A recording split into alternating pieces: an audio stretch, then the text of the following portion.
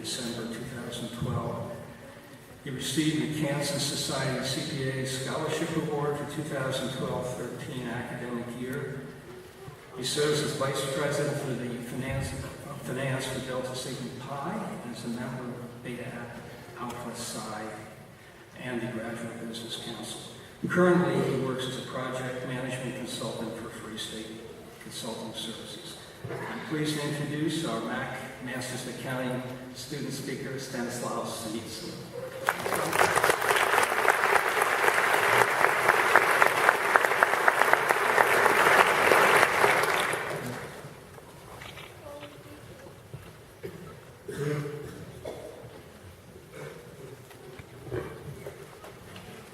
Thank you for that introduction.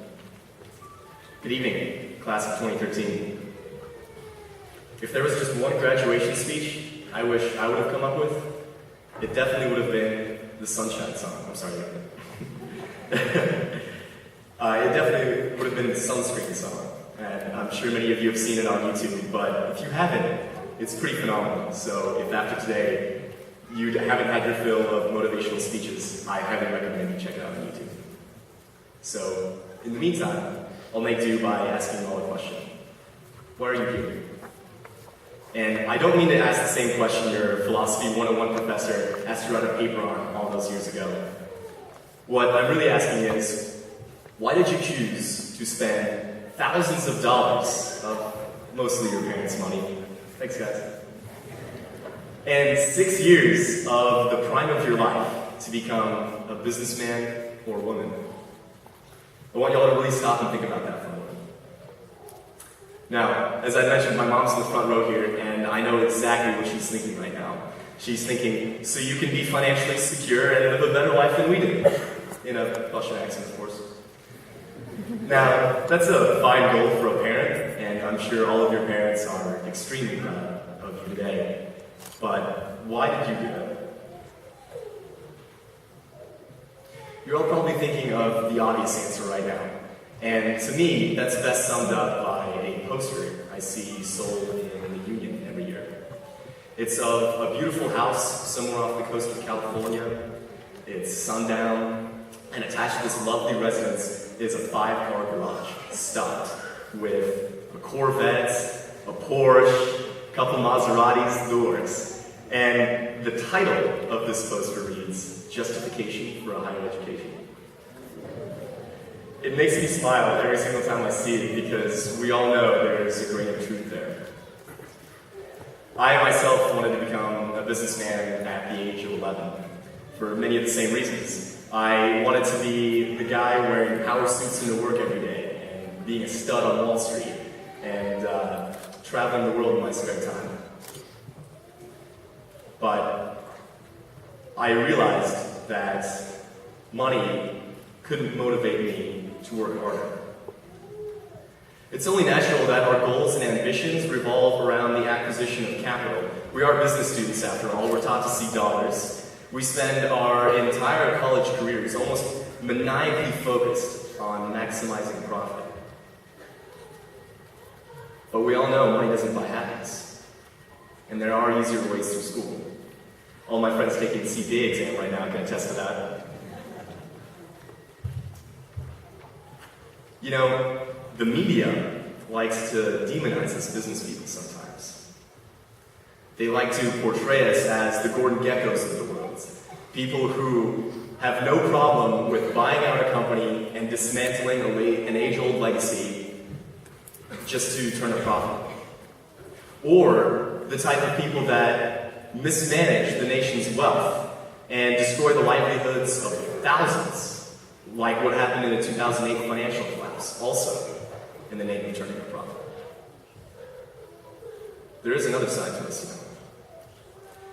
I'll never forget a speech I heard from famous KU alum Tony Batman my junior year. He said that businesses, more than any government or charity combined, have done to help humanity. That's a powerful thought. The Harvard Business Review published an article dealing with this exact thought earlier this year. They said that for the first time in human history, businesses have the global reach, the capital, and the power that has historically been reserved for governments. The article then urged those same business leaders to use that power to do what governments can't. And that's changing the rules of the game. The authors predicted that by 2050, depending on how business leaders take a stand, we'll be facing one of two possible scenarios. The first is a total environmental and economic breakdown. The second is a breakthrough that bursts a planetary, prosperous, sustainable, and enlightened society we so badly need. So what this means, ladies and gentlemen, is that you, everybody in this room right now, more than any other major, has the opportunity to change the world for the better. We are so lucky to have been born into this age of change. The age where anything is possible. Ideas that were once solely in the realm of science fiction are all coming to bear at an incredibly accelerating pace. During our lifetimes, we'll witness the birth of fantastic concepts like AI, fusion power, 3D printing, nanotechnology, and commercial spacecraft. Even more radical concepts like gene therapies, human augmentation, and a Mars colony aren't off the table anymore because businesses are pursuing all of these fields today.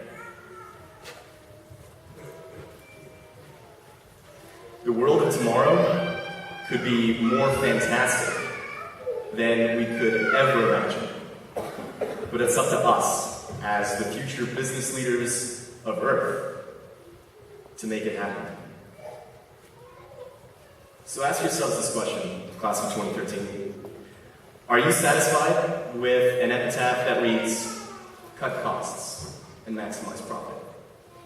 Or would you prefer one that reads, dare to dream big and change the world? Because the world needs more Richard Bransons. It needs more Elon Musks, and it needs more Larry Pages. You all do great things. Rock on.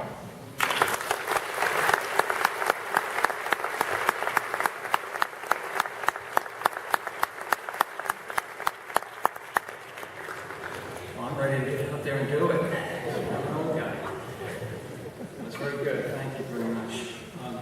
The student who will be speaking for the Master's in Business Administration graduating class is Lieutenant Commander, Navy Supply